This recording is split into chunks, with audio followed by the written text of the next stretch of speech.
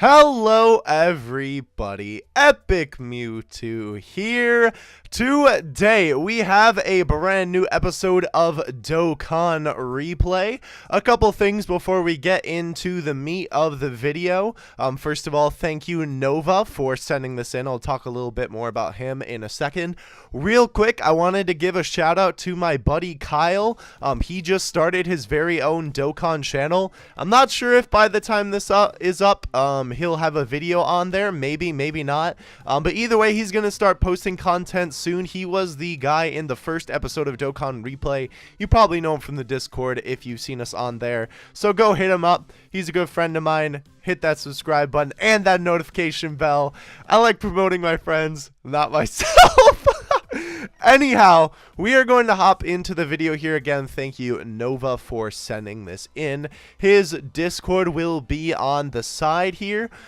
He sent me a link to, I believe, what is his Discord server, but the link is expired. So by the time this is up, it should be in the description and working fine. So if you want to go check that out, feel free. But his Discord is on the side there. So, let's take a look at the notes before we hop into the actual video here. He's beating his record on Boss Rush Stage 1 Super 2 with Super Saiyan 4 Goku team. One quick thing to note, I know I said I wouldn't do, like, a bunch of Boss Rush videos, but, A, this is only the second episode, and, you know, we're still building up submissions, and B, interesting that he did Boss Rush 1. Didn't expect that, so very interesting there. And then his notes here, he didn't use an item because he wanted to do a no item run. So also too, the formatting on this is a little weird. I know personally because I use the same phone to record. I can tell it's Galaxy S8, just awkward to kind of record on. I don't know how this is going to be laid out for you here. It might look a little bit awkward with the play button and stuff.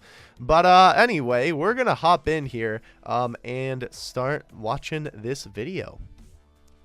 So, he does have that Rainbow Star Gogeta there, which is very interesting. He's running Pikkon. Interesting choice there. He must just not have any better options.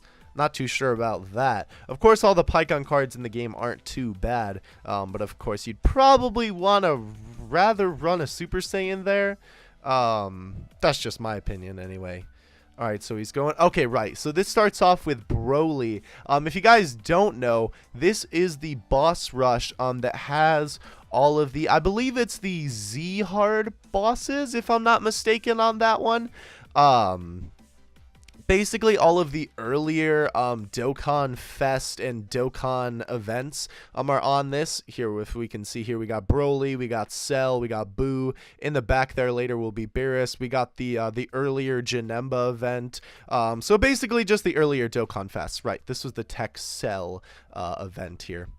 Alright, so good. He is keeping Goku on rotation. Of course, I'm not too sure what the dupe system is compared to his Super Saiyan 4 Goku and the friend, but it looks like the friend is a little bit more powerful, so that was a good choice pairing up the oh, he took that man out quick. It was a good choice pairing up the Super Saiyan 3 Goku, the kid one, of course, from GT, with the stronger Goku. That was a good move, of course, because he is his best friend there. I really wish I had that Goku, by the way, but that's irrelevant. Okay, so let's see here. Real quick, I just want to check because I don't know. We're going to pause. This is what I was talking about in the last episode where I want to be able to pause this because I want to be able to dissect it. I want to look at, okay, so Pikkon's passive plus 70 attack, all enemies minus 30. Interesting. So I'm not sure if he's bringing that for the Broly event, you know, to lower defense, because obviously, you know, the Broly events, you have to bring a unit that can lower defense. That's probably why he brought the Pikkon, to be honest. That makes a lot more sense now. Alright, so his Rainbow Star Gogeta should hit pretty hard. I'm actually excited to see that. Alright, 1 milli. Not bad, not bad. Of course, these events are a lot shorter, as you guys saw right there. The freaking Cell event is one stage. That just shows you how well these events have aged. Nothing against our friend Nova here, of course. Alright, so he's running the Trunks. Good support unit, good support unit. If this team would destroy the Omega Shinron event, I know you guys know that from my Rainbow Star Goku, but hot dang. This team would destroy it because there's so many characters with the GT link on here. Alright, so he's putting Vegeta at the back. Interesting choice. Wonder why he did that. Of course, there's no one attacking right now, so I guess he doesn't need Vegeta, but it will rotate, and it won't come back for 3 turns. Interesting choice there. I don't know if I would have done that myself. Ooh, 2 mil. Nice. Of course, you know, Gogeta's Rainbow Star there again, so he's obviously going to be hitting very hard. He has taken, like, I don't actually, is he taking any damage at all? That's pretty impressive. Of course, a lot of these bosses don't really attack in their first stage, which is kind of interesting about these earlier Dokkan bosses. I don't know why they did that, honestly. Interesting. Of course, like, I was around, when did I first start playing a Dokkan? Well, that doesn't matter for this. I do remember the Beerus event being dropped, though, so it was definitely before that happened. 3 mil! My gosh! This is just a good way to show, too, how, like, how dated these events really are. Alright, so this should be a little bit troublesome for our friend Nova here. Good choice putting the Gogeta in the front, though, because, of course, then he gets that super that goes through type disadvantage. Nice. Good choice there. Good choice. So then that way Goku couldn't have, you know, didn't have to take unnecessary damage pretty much. Alright, so he's moving on to Janemba here. I love how big Janemba is on this freaking stage. It's so funny. Alright, so of course this is the AGL. Well, the card is the AGL Fat Janemba, the one that is farmable and turns into the, of course, the Janemba that we all know and, oh, I mean, I hope you love him.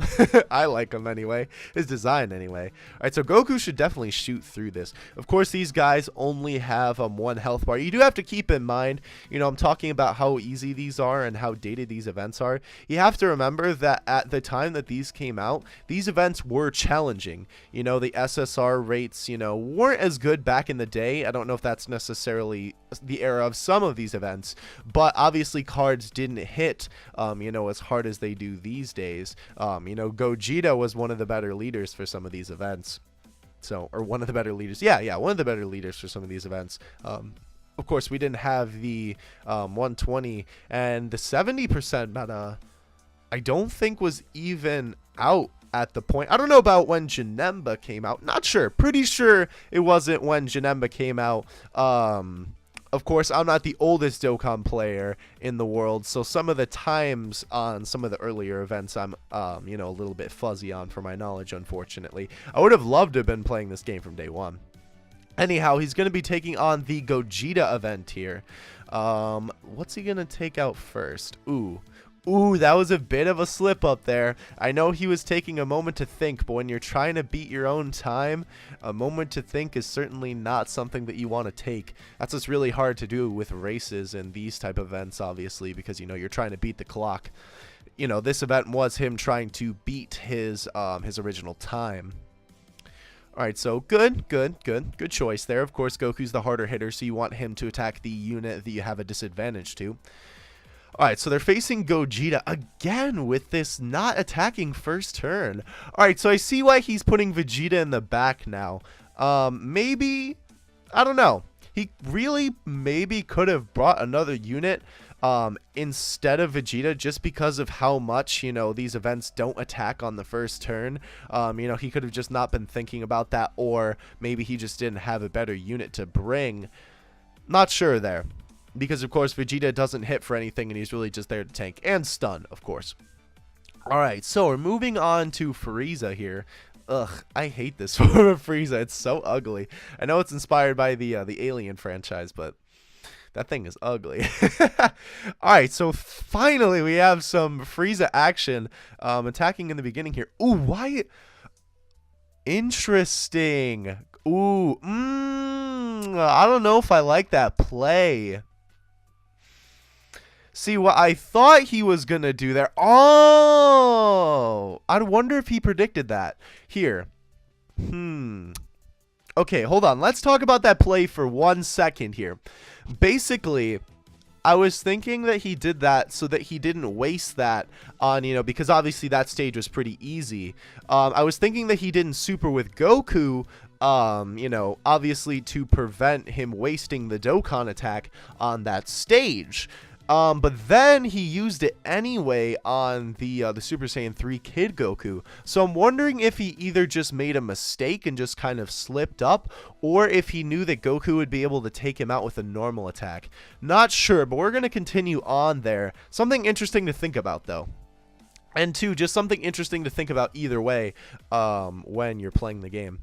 All right, so interesting again that he's putting Goku in the back. Not sure what the deal with that play is there. Oh, okay, smart. So that was, I'm pretty sure then that was premeditated. The Goku taking out Frieza in that first attack there without using a super attack. Interesting. Okay, so that is a very smart play on his part. So then I'm wondering if he's going to use the Dokkan attack on this stage, because if he oh no, so it just wastes here. Okay, right. Interesting. Unfortunate. Maybe he thought that it would transfer over. Ooh, that was a little bit of a slip up there.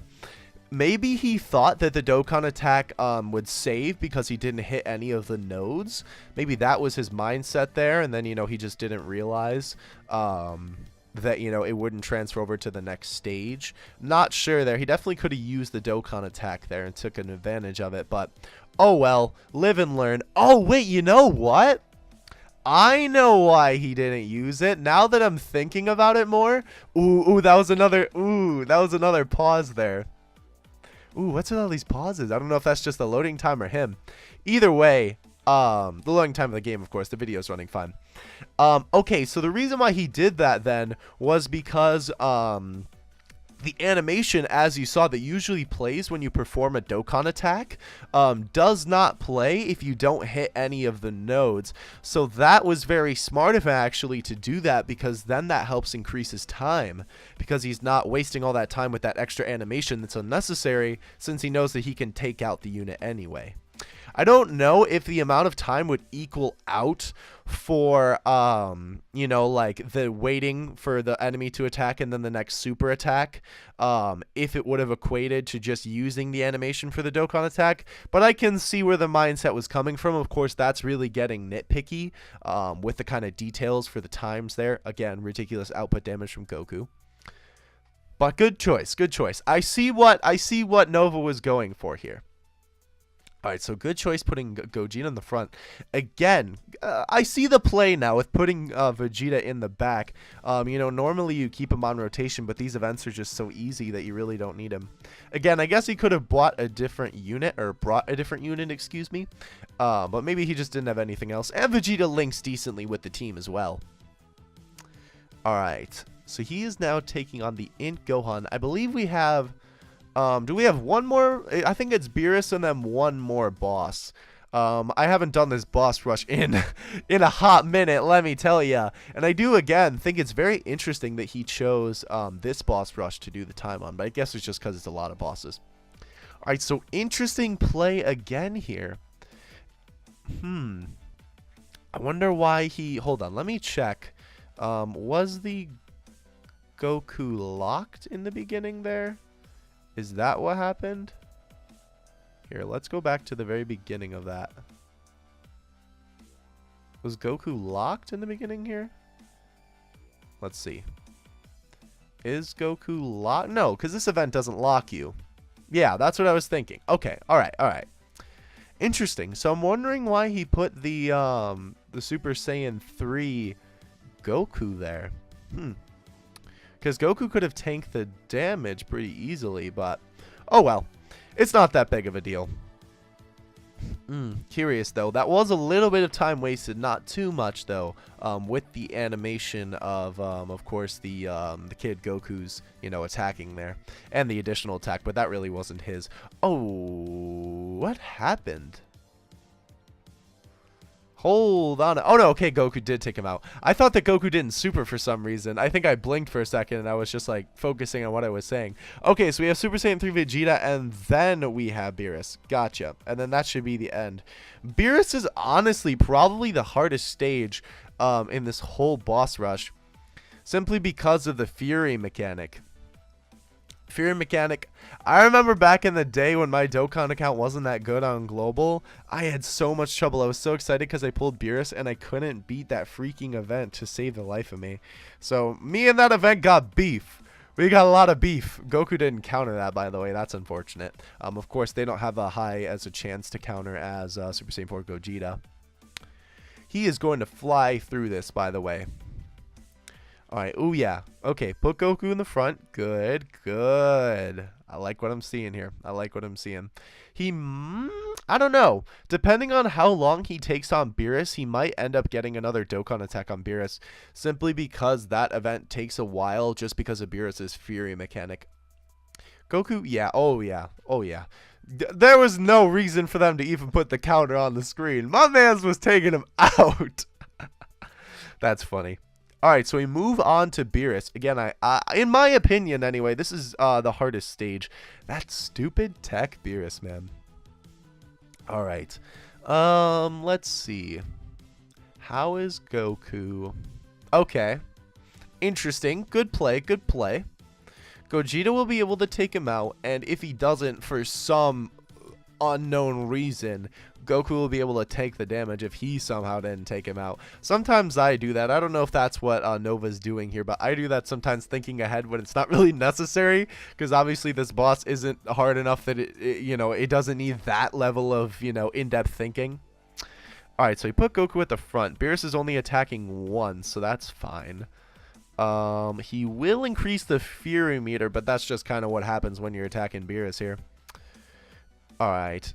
Alright. This event, I just realized, is very reminiscent of Super 17. I wonder if they based the later event on the sort of meter mechanic on this event. Never really thought of that before. Anyhow, doing a lot of damage. Wow, he is already almost filled up that Fury meter. Calm down a little bit. That's good. That's very good indeed. Alright. Okay, yeah. See, because Beerus, obviously, these events don't really hit that hard, so it's okay that he's throwing Vegeta in the back. Alright, so Goku's going to tank that fine. I don't know if they'll be able to take him out here. Maybe? Yeah, no. Beerus has got enough defense. That is impressive, though. This was definitely a hard event for its time, and I'm not just saying that because I lost all the time. That was just because it didn't have that good of cards at the time. This event was just kind of difficult. At least in my opinion. The fact that he hasn't just destroyed it in 2 hits just kind of proves that. Alright, so of course we now have the Fury mode, where he basically, I don't remember how this works. We'll see in a second here. I haven't done this event in a hot minute. This might actually be something that's fun to try with a newer team. Like Nova's doing here anyway. Alright, so I forget how the Fury mechanic works. Okay. Just took him out straight up. Honestly, I don't remember how that works. I think he just hits harder. Pretty sure that's the bottom line there. But either way, Nova pulled through despite all of those enemies before him. Let's see what his final time was. This video was around 14 minutes, but of course he still has to start. 14 minutes and 14 seconds. Nice. Good stuff there. Good stuff there. Alright, final thoughts on this. I'd say this was a pretty good run. Again, very interesting that Nova chose Boss Rush 1 to take on. I haven't really heard of anyone doing that. So that's pretty cool that he's doing that. Of course, it takes a little bit longer just because, not the events aren't hard, but there's just so many that you have to take on. Anyway, I think that is going to do it for this video. Hope you guys enjoyed. Thank you again to Nova for sending this in. If you guys would like to send in your own gameplay and have me kind of talk over it and commentate on it in a video like this, the link is in the description to the video that I show you all the steps you need to take for submitting your own footage. Check out Nova's Discord stuff in the description below, and I will see you guys in the next one. Epic Mewtwo out. Peace.